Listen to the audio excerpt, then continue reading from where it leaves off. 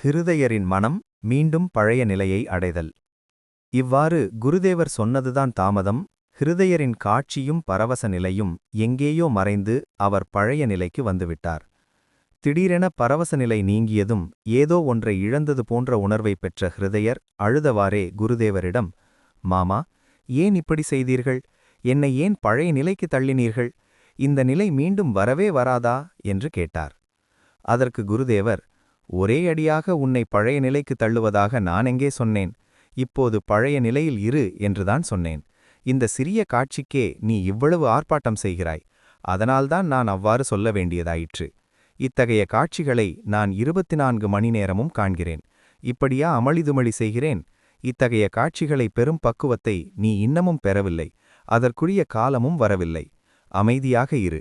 காலம் வரும்போது எத்தனையோ காட்சிகளை பெறுவாய் என்று கூறி அமைதிப்படுத்தினார். இதனை ஹிருதயர் எங்களிடம் கூறினார். குருதேவரின் வார்த்தைகளால் ஹிருதயர் அமைதியடைந்தாலும் அவரது மனம் மிகவும் புண்பட்டுவிட்டது. ஆணவம் மேலிட அவர், என்ன வேண்டுமானாலும் நேரட்டும், மீண்டும் அத்தகைய காட்சியை பெற்றே ஆக வேண்டும், அதற்கான முயற்சிகளில் ஈடுபட்டே தீர்வது என்று முடிவு செய்து கொண்டார். அதற்காக ஜப தியானம் செய்யும் நேரத்தை அதிகப்படுத்துவது, இரவில் பஞ்சவடிக்குச் சென்று குருதேவர் முன்பு அமர்ந்த அதே இடத்தில் அமர்ந்து அன்னையை அழைப்பது என்று திட்டங்களும் தீட்டிக்கொண்டார். அதன்படி ஒரு நாள் நள்ளிரவில் படுக்கையை விட்டு எழுந்து பஞ்சவடிக்குச் சென்று குருதேவர் அமர்கின்ற இடத்தில் தியானம் செய்ய அமர்ந்தார். சிறிது நேரம் கழிந்தது. அதே வேளையில் குருதேவருக்கு தாமும் பஞ்சவடிக்குச் செல்ல வேண்டும் என்ற எண்ணம் தற்செயலாக எழுந்தது. அவர் அங்கு போய் சேரும் முன்னரே, மாமா, என்னை காப்பாற்றுங்கள், உடம்பெல்லாம் பற்றி எரிவது போலுள்ளது, நான் செத்துவிடுவேன் என்ற ஹிருதயரின் பரிதாபகரமான கூக்குரல் காதுகளில் விழுந்தது. விரைந்து அவர் அருகில் சென்ற குருதேவர், என்ன நடக்கிறது இங்கே என்று கேட்டார். மாமா, நான் இங்கு தியானம் செய்ய அமர்ந்தேன், அவ்வளவுதான். நெருப்பை அள்ளிக் கொட்டியது போல் என் உடல் எரியத் தொடங்கிவிட்டது, என்னால் தாங்க முடியவில்லை என்று வேதனையுடன் கதறினார். குருதேவர் தம் கையால் ஹிருதயரின் உடம்பை மெல்ல வருடியபடியே, பயப்படாதே, எல்லாம் சரியாகிவிடும். இவ்வாறெல்லாம் நீ ஏன் செய்கிறாய்? எனக்கு பணிவிடை செய்வதன் மூலமே உனக்கு எல்லாம் கிடைக்கும் என்று நான் சொல்லவில்லையா என்று கூறினார். குருதேவர் தன்னை தொட்டவுடனே தன் எரிச்சல், வலி எல்லாம் நீங்கிவிட்டதாக ஹிருதயர் சொன்னார். அதற்கு பின் அவர் தியானம் செய்ய பஞ்சவடிக்குச் செல்லவே இல்லை. குருதேவர் கூறுவதற்கு எதிராக எது செய்தாலும் தீங்குதான் நேரும் என்பதையும் உறுதியாக புரிந்து கொண்டார். ஹிருதயர் நடத்திய துர்கா பூஜை. குருதேவரின் சொற்களால் ஹிருதயர் ஓரளவு மன அமைதி பெற்றார். ஆயினும் கோயில் பணிகள் அவருக்கு ஏனோ முன்னைப்போல் இன்பமளிப்பவையாக இல்லை. புதுமையாக ஏதாவது செய்து அமர்க்களப்படுத்த விழைந்தது அவர் உள்ளம். 1868ஆம் ஆண்டின் பின்பணிக்காலம் வந்தது. அந்த ஆண்டு தன் வீட்டில் துர்கா பூஜை நடத்த ஹிருதயர் முடிவு செய்தார். சில காலத்திற்கு முன்புதான் அவரது ஒன்றுவிட்ட மூத்த சகோதரரான கங்கா நாராயணன் காலமாகியிருந்தார். மதுர்பாபுவின் ஜமீனில் வாடகை வசூல் செய்யும் பணியில் ராகவர் நியமிக்கப்பட்டிருந்தார். அதன் மூலம் அவருக்கு ஓரளவுக்கு நல்ல வருவாய் வந்து கொண்டிருந்தது. காலம் மாறி செல்வ வளம் ஏற்பட்டபோது வீட்டில் புதிய வழிபாட்டு அறை ஒன்று கட்டப்பட்டது. வீட்டில் ஒருமுறை துர்கா பூஜை நடத்த வேண்டும் என்ற ஆவல் கங்கா நாராயணனுக்கு இருந்தது. அவரது ஆவல் நிறைவேறவில்லை. அதை கேள்விப்பட்ட ஹிருதயர் அதனை நிறைவேற்ற முன்வந்தார். நல்ல செயல்திறன் கொண்டவர் ஹிருதயர் என்பதை அறிந்திருந்த குருதேவர், துர்கா பூஜை நடத்துவதால் அவர் மன அமைதி பெறுவார் என்று கருதி தமது இசைவினை அளித்தார். வேண்டிய பொருளுதவியை மதுர்பாபு செய்தார். பூஜை நாட்களில் குருதேவர் தம்முடன் இருக்க வேண்டும் என்று ஹிருதயர் விரும்பினார். ஆனால் குருதேவர் தம் வீட்டு பூஜையில்தான் கலந்து கொள்ள வேண்டும் என்று மதுர்பாபு விரும்பினார். ஹிருதயர் மன வருத்தத்துடன் தனியாக ஊருக்கு புறப்பட்டார். புறப்படும் வேளையில் குருதேவர் அவரை தேற்றி, நீ ஏன் வருத்தப்படுகிறாய்? தினமும் நான் சூட்சும உடலில் வந்து உன் பூஜையை பார்ப்பேன். உன்னை தவிர வேறு யானும் என்னை காண முடியாது. தகுந்த அந்தணர் ஒருவரை பூஜைக்கு உதவியாக வைத்துக்கொண்டு உன் வசதிக்கேற்ப பூஜை செய். முழு உபவாசம் இருக்காதே. சிறிது பால், கங்கை நீர், கற்கண்டு பானகம் அருந்திக்கொள். அன்னை உன் வழிபாட்டை ஏற்றுக்கொள்வாள் என்று கூறினார். அது மட்டுமின்றி, துர்க்கையின் திருவுருவத்தை யார் செய்வது, பூஜை உதவிக்கு யாரை நியமிப்பது, மற்ற ஆயத்தங்கள் எவ்வாறு செய்வது போன்ற அனைத்தையும் விளக்கிக் கூறினார். ஹிருதயரும் மகிழ்ச்சியுடன் ஊருக்குச் சென்றார். வீடு சென்றபின் ஹிருதயர் குருதேவரின் அறிவுரைப்படி பூஜைக்கான அனைத்தையும் செய்தார். 6ஆம் நாள் அன்னையை விழிப்புணர்த்தி திருவுருவில் எழுந்தருளச் செய்தல் போன்ற சடங்குகளை எல்லாம் செய்த பின்னர் பூஜையில் ஈடுபட்டார். 7ஆம் நாள் வழிபாடு நிறைவுற்று தீபாராதனை நடந்து கொண்டிருந்தது. அப்போது குருதேவர் ஒளி வீசுகின்ற திருமேனியுடன் பரவச நிலையில் துர்க்கை திருவுருவின் அருகில் நிற்பதை ஹிருதயர் கண்டார். இவ்வாறு ஒவ்வொரு நாளும் தீபாராதனையின் போதும் சந்தி பூஜை வேளையிலும் குருதேவர் காட்சியளித்து தம்மை ஆனந்தத்தில் ஆழ்த்தியதாக ஹிருதயர் கூறினார். சில நாட்கள் கழித்து ஹிருதயர் தட்சிணேஸ்வரத்திற்கு வந்து அனைத்து விவரங்களையும் குருதேவரிடம் கூறினார். அப்போது குருதேவர் சொன்னார், தீபாராதனை வேளைகளிலும் சந்தி பூஜையின் போதும் உன் வழிபாட்டை காண வேண்டும் என்ற பேராவல் என்னுள் எழுந்தது. உடனே நான் பரவச நிலை அடைந்து விட்டேன். அப்போது நான் ஒளி உடலுடன் ஓர் ஒளி பாதையில் சென்று உன் வழிபாட்டு அறையை அடைந்ததாக எனக்கு தோன்றிற்று. துர்கா பூஜைக்குப் பின்னர் ஒருமுறை குருதேவர் பரவச நிலையில் துர்கா பூஜையை நீ 3 முறை செய்வாய் என்று தன்னிடம் சொன்னதாக ஹிருதயர் கூறினார். குருதேவர் சொன்னபடியே நிகழ்ந்தது. குருதேவரின் சொற்களை மதிக்காமல் 4வது முறையாக பூஜைக்கான ஏற்பாடுகளை செய்யத் தொடங்கியபோது பல இடையூறுகள் ஏற்பட்டு கடைசியில் அந்த முயற்சியை கைவிட வேண்டியதாயிற்று. முதலாண்டு பூஜை முடிந்த சில நாட்களில் ஹிருதயர் 2ஆம் திருமணம் செய்து கொண்டார். அதற்குப் பின் அவர் குருதேவருக்கு பணிவிடைகள் செய்வதிலும் தக்ஷணேஸ்வர ஆலயப் பணிகளிலும் மீண்டும் தன் மனத்தை செலுத்தினார். உறவினர்களின் பிரிவு. ராம்குமாரின் மகனான அட்சயன். அட்சயனை பற்றி முன்னரே கூறியிருக்கிறோம். தோதாபுரி தக்ஷணேஸ்வரத்திற்கு வந்த சில காலத்திற்குப் பின்னர் 1865இல் தக்ஷணேஸ்வர ராதா கோவிந்தர் ஆலயத்தின் பூஜாரியாக அட்சயன் நியமிக்கப்பட்டான். அப்போது அவனது வயது 17. அட்சயன் பிறந்தபோதே அவனது தாய் இறந்துவிட்டதால் அனைவரின் சிறப்பான அன்பையும் பெற்றான். 1852இல் குருதேவர் முதன்முறை கல்கத்தா வந்தபோது அட்சயனுக்கு 3 அல்லது 4 வயதிருக்கலாம். கல்கத்தா வருமுன்னர் அவனை மடியில் வைத்து சீராட்டி மிகுந்த அன்புடனும் பரிவுடனும் வளர்த்திருந்தார் குருதேவர். அட்சயனின் தந்தை ராம்குமார் ஒருமுறை கூட அவனை வாரி அணைத்து மடியில் வைத்து கொஞ்சியதில்லை. இவன் மீது பாசம் வைத்து மாயையில் மேலும் சிக்கிக் கொள்வதில் பயனில்லை, ஏனெனில் இவன் நீண்ட நாட்கள் உயிர் வாழ மாட்டான் என்று அதற்கான காரணம் சொன்னார் அவர். கல்கத்தாவிற்கு வந்தபின் குருதேவர் தம்மையும் இவ்வுலகத்தையும் இவ்வுலகப் பொருட்கள் அனைத்தையும் மறந்து சாதனையில் ஈடுபட்டார். அந்த வேளையில் குழந்தை அட்சயன் வளர்ந்து இளமைப் பருவத்தை கடந்து வாலிபத்தில் அடியெடுத்து வைத்து ஓர் அழகிய இளைஞனாகத் திகழ்ந்தான். உண்மையிலேயே அட்சயன் மிகவும் அழகிய தோற்றமுடையவனாக இருந்தான் என்று குருதேவரும் உறவினர்களும் சொல்வார்கள். அவனது நிறம் பொலிவுடன் இருந்தது போலவே உடலும் கட்டுடலாக இருந்தது. சிவபெருமானே உடல் கொண்டு உலவுவது போலத் தோன்றினான் அவன். அட்சயனின் ராமபக்தியும் சாதனையில் ஈடுபாடும். சிறு வயதிலிருந்தே அட்சயன் ஸ்ரீ ராமச்சந்திரர் மீது மிகவும் பக்தி கொண்டிருந்தான். குலதெய்வமான ஸ்ரீ ரகுவீரருக்கு பூஜை செய்வதில் நாள்தோறும் நெடுநேரம் ஈடுபட்டிருப்பான். ஆகவேதான் தட்சிணேஸ்வர ஆலயத்தில் ராதா கோவிந்தர் பூஜை அவனுக்கு மிகவும் விருப்பமான பணியாக அமைந்தது. ராதா கோவிந்தரின் பூஜையில் ஈடுபட்டிருக்கும் போது தன்னை மறந்து தியானத்தில் மூழ்கிவிடுவான். பெரிய கூட்டம் வந்தாலும் கூட அவனுக்கு எதுவும் தெரியாது.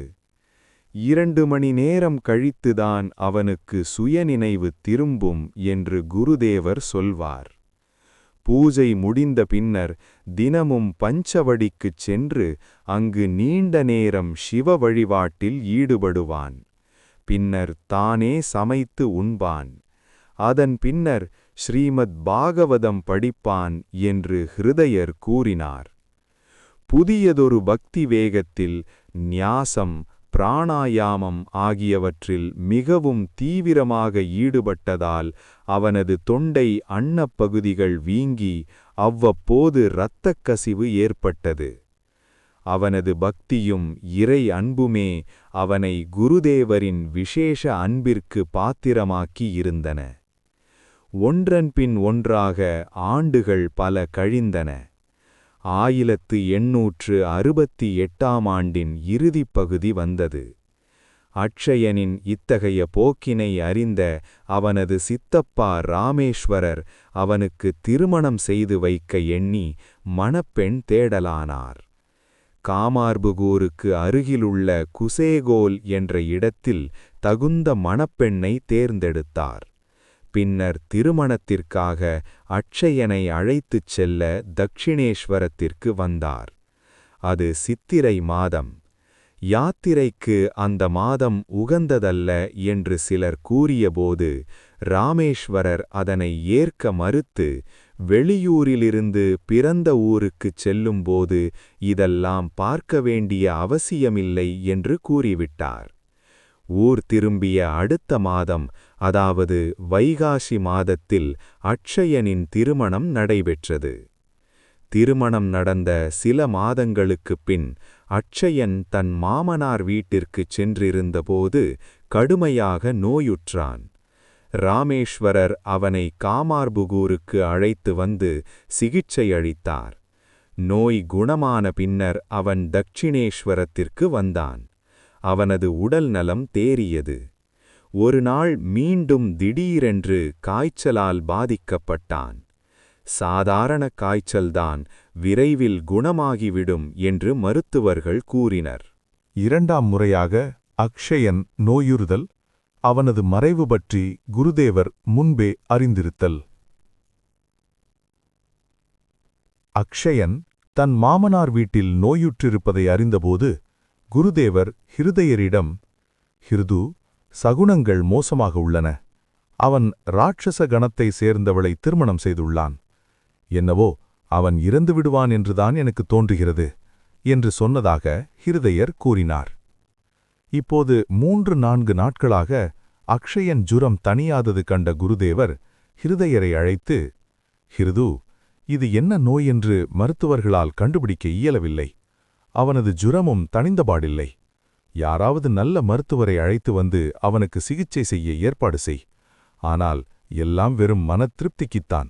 அவன் பிழைக்க மாட்டான்" என்று சொன்னார். ஹிருதயர் கூறினார், "குருதேவர் அவ்வாறு சொன்னதும் நான் அவரிடம், மாமா, அப்படிச் சொல்லாதீர்கள். இத்தகைய அவச்சொற்கள் உங்கள் வாயிலிருந்து வரவேண்டாம் என்று சொன்னேன். அதற்கவர், வேண்டுமென்றா இப்படிச் சொல்கிறேன்? அன்னை அறிவுறுத்துவதை நான் பேசுகிறேன், அவ்வளவுதான். நான் விரும்பாவிட்டாலும் அதையே பேச வேண்டும். அக்ஷயன் இறக்க வேண்டும் என்பது என் ஆசையா என்ன?" என்றார். குருதேவரின் சொற்களைக் கேட்டு அதிர்ச்சியுற்ற ஹிருதயர் சிறந்த மருத்துவர்களை அழைத்து வந்து அக்ஷயனை குணப்படுத்த முடிந்தவரை முயன்றார். ஆனால் நோய் முற்றிக்கொண்டே சென்றது. ஏறக்குறைய 1 மாதம் அக்ஷயன் நோயால் துன்புற்றான். அவனது கடைசி நேரம் நெருங்கிக் கொண்டிருந்தபோது குருதேவர் அவன் படுக்கை அருகே சென்று, "அக்ஷயா, சொல், கங்கா, நாராயணா, ஓம், ராம்" என்றார். குருதேவர் கூறியதை 3 முறை சொல்லியபடியே உயிர் நீத்தான் அக்ஷயன். அவனது பிரிவை தாங்காமல் தான் அழுத அளவுக்கு குருதேவர் பரவச நிலையில் சிரித்ததாக ஹிருதயர் சொன்னார். பிரியமான சொந்த மகன் போன்ற அக்ஷயனின் மறைவை ஓர் உயர்ந்த நிலையிலிருந்து பார்த்த குருதேவர் சிரித்தாரெனினும் அவருக்கும் ஒரு பெரும் அதிர்ச்சி ஏற்படவில்லை என்று சொல்ல முடியாது. காலம் பல கடந்த பின்னரும் அவர் பலமுறை எங்களிடம் இதைப் பற்றி பேசியதுண்டு.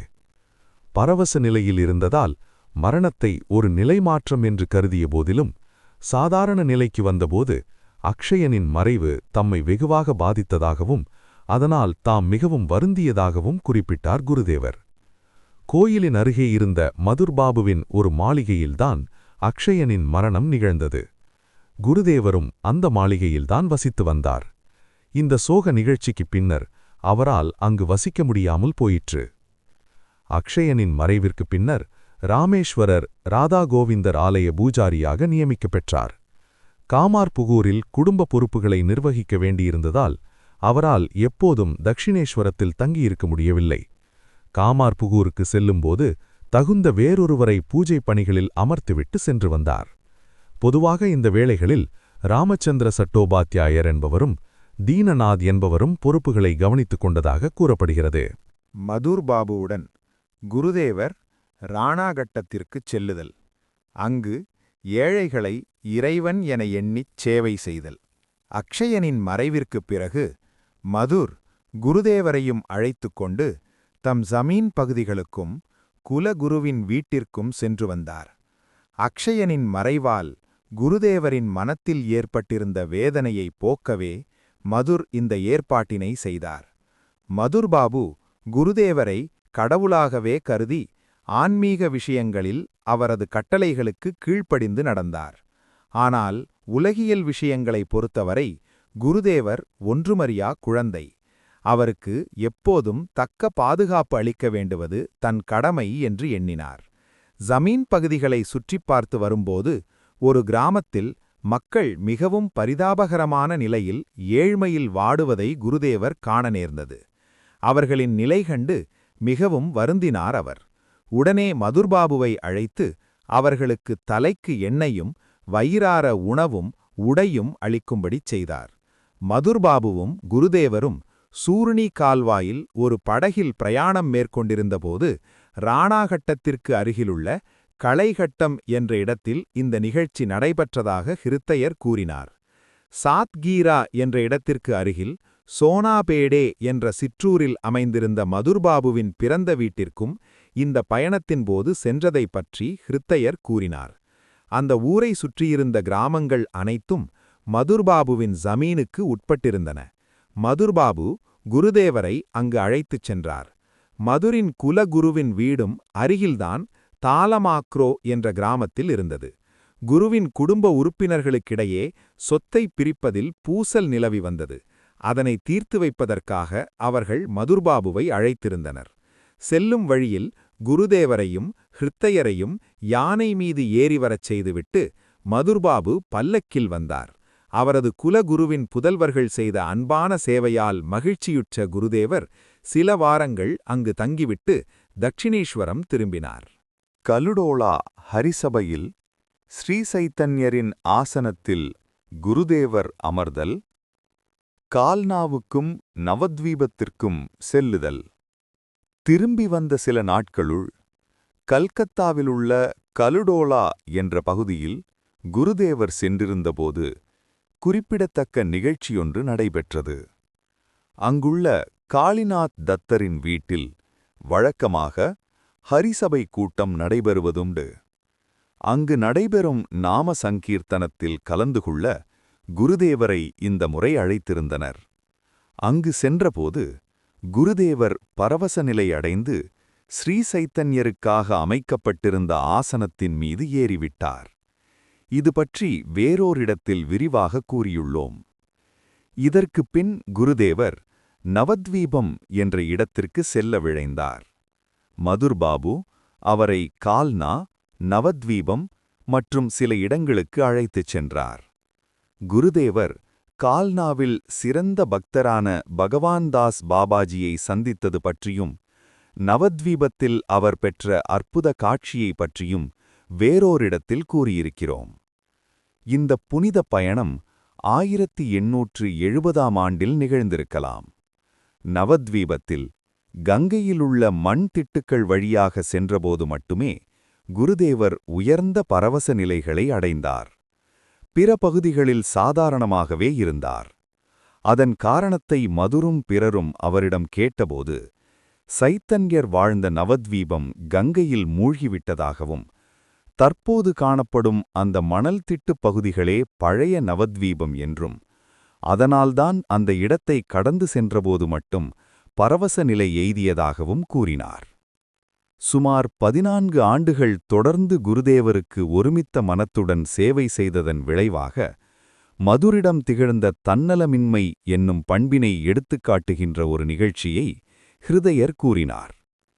ஒரு சமயம் தம் உடலில் தோன்றிய கொப்புளம் காரணமாக மதுர்பாபு படுத்த படுக்கையாக இருந்தார். குருதேவரை பார்க்க அவர் ஆவல் கொண்டதை அறிந்த ஹிருதயர் அதனை குருதேவரிடம் தெரிவித்தார். ஆனால் குருதேவரோ, நான் அங்கு செல்வதால் என்ன பயன்? அவரது கொப்புளத்தை நான் குணமாக்கிவிட முடியுமா என்ன என்று கூறிவிட்டார். மதுர்பாபுவோ மீண்டும் மீண்டும் பலரை குருதேவரிடம் அனுப்பி தனது ஆவலை வெளிப்படுத்திக் கொண்டிருந்தார். பலமுறை கெஞ்சிக் கேட்டுக்கொண்டதால் கடைசியில் குருதேவர் அவரை பார்க்கச் சென்றார். மதுர் அடைந்த மகிழ்ச்சிக்கு அளவே இல்லை. மிகுந்த சிரமத்துடன் படுக்கையிலிருந்து எழுந்து தலையணையில் சாய்ந்து அமர்ந்து கொண்டு, பாபா, தங்கள் பாததூழியில் சிறிது தாருங்கள் என்று உருக்கமாக கேட்டார். அதற்கு குருதேவர், என் பாததூழியால் உனக்கு என்ன பயன்? அது உன் கொப்புளத்தை ஆற்றுமா என்று கேட்டார். அதைக் கேட்ட மதுர்பாபு, பாபா, அத்தகைய கடையனா நான்? கொப்புளத்தை ஆற்றிக்கொள்ள தங்கள் பாததூழி எதற்கு? அதற்குத்தான் டாக்டர்கள் இருக்கிறார்களே. இந்த சம்சாரப் பெருங்கடலை கடப்பதற்குத்தான் நான் தங்கள் பாததூழியை கேட்கிறேன் என்று சொன்னார். குருதேவரிடம் மதுர் கொண்டிருந்த அளவற்ற அன்பு. மதுர் இவ்வாறு கூறியதும் குருதேவர் பரவச நிலையில் ஆழ்ந்துவிட்டார். சற்றும் தாமதிக்காமல் குருதேவரின் திருவடிகளில் தமது தலையை வைத்து வணங்கினார் மதுர். அவரது கண்கள் ஆனந்த கண்ணீரை சொரிந்தன. குருதேவரிடம் மதுர் கொண்டிருந்த அளவற்ற பக்தியையும் ஈடுபாட்டையும் நம்பிக்கையையும் எடுத்துக்காட்டுகின்ற பல செய்திகளை குருதேவரும் ஹிருதயரும் கூறியதுண்டு.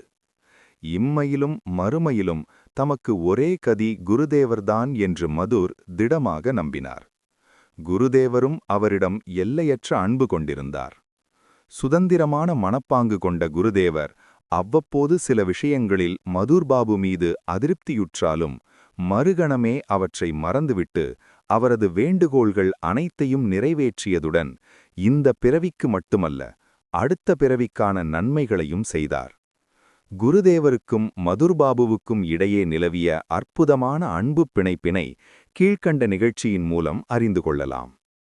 ஒருமுறை குருதேவர் பரவச நிலையிலிருந்தபோது, மதுர், உன் காலம் வரைதான் நானும் இங்கு தட்சிணேஸ்வரத்தில் இருப்பேன் என்று சொன்னார். மதுர்பாபு மிகுந்த அதிர்ச்சியுற்றார். அன்னை தன்னையும் தன் குடும்பத்தையும் குருதேவர் வடிவில் எப்போதும் பாதுகாத்து வருவதை அவர் அறிவார். ஆகவே குருதேவரின் சொற்களை கேட்டபோது தனது மறைவிற்குப் பின் அவர் தன் குடும்பத்தை கைவிட்டு விடுவாரோ என அஞ்சினார். எனவே கலங்கிய மனத்தினராய் அவர் குருதேவரிடம், பாபா, ஏன் அவ்வாறு சொல்கிறீர்கள்? என் மனைவியும் மகன் துவாரகாநாதனும் தங்களிடம் மிகவும் பக்தியுடன்தானே இருக்கிறார்கள் என்றார். மதுரின் மனவேதனையை கண்ட குருதேவர், நல்லது, உன் மனைவி மகன் இவர்களது காலம் வரை நான் இங்கு இருக்கிறேன் என்று சொன்னார். உண்மையிலே அவ்வாறுதான் நிகழவும் செய்தது. ஜகதம்பாவும் துவாரகாநாதரும் மறைந்த பின்னர் குருதேவர் தட்சிணேஸ்வரத்தை விட்டு நிரந்தரமாக நீங்க வேண்டியதாயிற்று. ஜகதம்பா 1881இல் காலமானார். அதற்கு பின் 3 ஆண்டு காலத்திற்கும் சற்று அதிகமாக குருதேவர் தட்சிணேஸ்வரத்தில் இருந்தார்.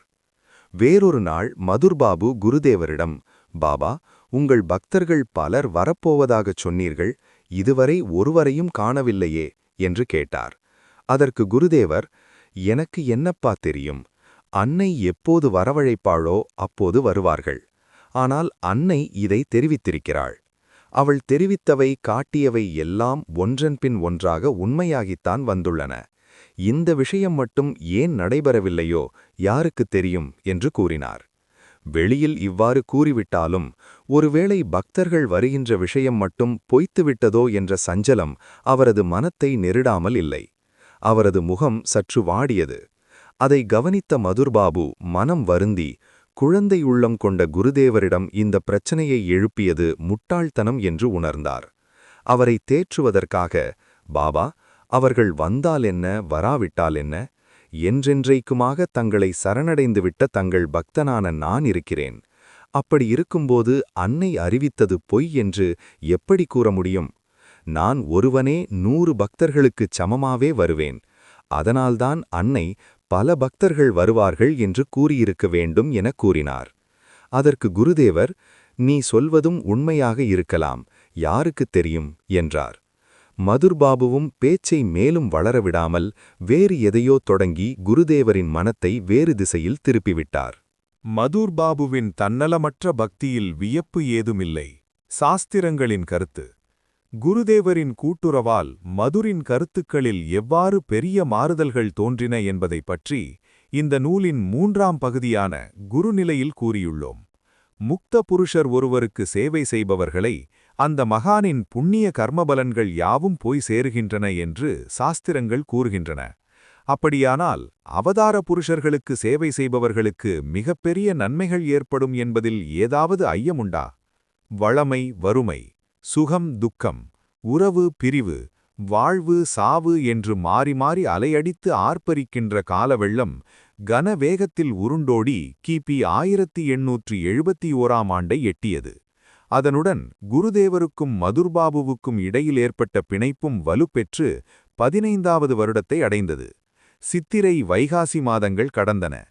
ஆனி மாதத்திலும் பாதி பகுதி கடந்த காலம் என்ற கருவறைக்குள் கலந்து மறைந்தது. அப்போது மதுர்பாபுவிற்கு காய்ச்சல் கண்டு படுக்கையில் இருந்தார். படிப்படியாக அதிகரித்த காய்ச்சல் 7-8 நாட்களுள் மிகவும் தீவிரமாகியது. மதுர் பேசும் சக்தியை இழந்தார். மதுரின் பக்தி அதன் நிறைவை நெருங்கிக் கொண்டிருக்கிறது. அன்னை தன் பக்தனை தன்னுடன் சேர்த்துக் கொள்ளும் தருணம் வந்துவிட்டது என்பதை குருதேவர் அறிந்தே இருந்தார். மதுர்பாபுவை பார்த்து வருமாறு தினமும் ஹிருதயரை அனுப்பி வந்தார். ஆனால் அவர் போகவில்லை. மெல்ல மெல்ல இறுதி நாள் வந்தது. முடிவு நேரம் நெருங்கியபோது அவர் காளிகட்டத்திற்கு கொண்டு செல்லப்பட்டார். அன்று என்னவோ ஹிருதயரை கூட குருதேவர் அங்கு அனுப்பவில்லை. பிற்பகல் அவர் 2-3 மணி நேரம் ஆழ்ந்த பரவச நிலையில் இருந்தார். அந்த வேளையில் பேருளி பாதை வழியாக சூக்ஷ்ம சரீரத்தில் மதுரிடம் சென்று அவருக்கு அருள் புரிந்தார். புண்ணியவான்கள் வாழும் உலகில் அவரை சேர்த்தார். மதுர் புண்ணிய உலகம் சென்றாலும் இவ்வுலக இன்ப நாட்டம் அவரிடம் இன்னமும் இருந்ததால் அவர் மீண்டும் இவ்வுலகில் பிறக்க வேண்டியிருக்கும் என்று குருதேவர் எங்களிடம் கூறினார். இது பற்றி வேறிடத்தில் கூறியுள்ளோம். மாலை 5 மணி. பரவச நிலையிலிருந்து மீண்ட குருதேவர் ஹிருதயரை அருகில் அழைத்து, அன்னையின் சேவகியர் வந்து மதுர்பாபுவை திவ்ய ரதத்தில் ஏற்றி அழைத்துச் சென்றனர். அவரது ஆன்மா அன்னையின் உலகை அடைந்துவிட்டது என்று கூறினார். இரவு வெகுநேரம் சென்றபின் காளிகோயில் அலுவலர்கள் வந்து மதுர்பாபு அன்று மாலை 5 மணி அளவில் காலமாகிவிட்ட செய்தியை ஹிருதயரிடம் தெரிவித்தனர். இவ்வாறு 2.21 ஷோடசி பூஜை. மதுர்பாபு காலமாகிவிட்டார். தக்ஷிணேஸ்வர காளி கோயிலில் வாழ்க்கை ஓடம் வழக்கம் போல் ஓடிக்கொண்டிருந்தது. 6 மாதங்கள் சென்றன. 1872ஆம் ஆண்டு வந்தது. அந்த சமயத்தில் குருதேவரின் வாழ்க்கையில் குறிப்பிடத்தக்க நிகழ்ச்சி ஒன்று நடைபெற்றது. அதனை அறிய நாம் ஜெயராம்பாடியிலுள்ள குருதேவரின் மாமனார் வீட்டிற்குச் செல்ல வேண்டும். பைரவி பிராமணியுடனும் ஹிருதயருடனும் குருதேவர் காமார்புகூருக்கு 1867இல் சென்றிருந்தபோது உறவு பெண்கள் குருதேவரின் மனைவியை அங்கு அழைத்துச் சென்றனர். இந்த சந்திப்பைத்தான் அவர்களின் முதல் சந்திப்பு என்று கூற வேண்டும். கல்கத்தா போன்ற நகரப் பெண்களையும் காமார்புகூர் போன்ற கிராமப் பெண்களையும் ஒப்பு நோக்கினால் நகரப் பெண்களின் உடலும் மனமும் சிறுவயதிலேயே வளர்ச்சியடைந்து விடுகின்றன. கிராமப் பெண்களின் வளர்ச்சி அவ்வாறு இல்லை என்பது தெரியவரும். 14, சில வேளைகளில் 15-16 வயதில் கூட கிராமப் பெண்களின் உடல் இளமை தோற்றத்தை அடையாமல் இருப்பதைக் காணலாம். உடலைப் போலவே அவர்களின் மனமும் மெதுவாகவே வளர்ச்சியடைகிறது. கூண்டு கிளி போல் இன்றி கிராமத்தின் பரந்த வெளிகளில் வளைய வருவதாலும் சுதந்திரமாக வளர்வதாலும் தான் ஒருவேளை இயற்கையின் இந்த மாறுபாடு போலும். குருதேவரை இந்த முறை சந்தித்தபோது சாரதையின் வயது 14. கிராமப் பெண்களுக்குரிய மேற்குறிப்பிட்ட இயல்புகளை வைத்துப் பார்க்கும்போது அவள் அப்போது சிறுமி என்றே கூற வேண்டும். இல்லற வாழ்க்கையின் உயர்ந்த லட்சியத்தையும் பொறுப்புகளையும் உணரும் ஆற்றல் அவளிடம் அப்போதுதான் அரும்பிக் கொண்டிருந்தது. உடலுணர்வைக் கடந்த குருதேவரின் தெய்வீக தொடர்பாலும் தன்னலமற்ற பண்பாலும் தூய்மையே உருவான அவள் விவரிக்க இயலாத பேருவகை எய்தினாள். தாம் எய்திய மகிழ்ச்சியை பிற்காலத்தில் சாரதாதேவி குருதேவரின் பக்தைகளிடம் குருதேவரை கண்ட நாளிலிருந்து ஆனந்தத்தின் நிறைகுடம் ஒன்று எப்போதும் இதயத்தில் இருப்பது போன்ற உணர்வில் என் உள்ளம் திளைக்கிறது. அந்த ஆழமான, மாறுபாடற்ற தெய்வீக பேருவகையில் என் மனம் எவ்வளவு தூரம் எவ்வாறு நிறைவு பெற்று பொலிகிறது என்பதை வார்த்தைகளால் விளக்க முடியாது என்று கூறுவதுண்டு.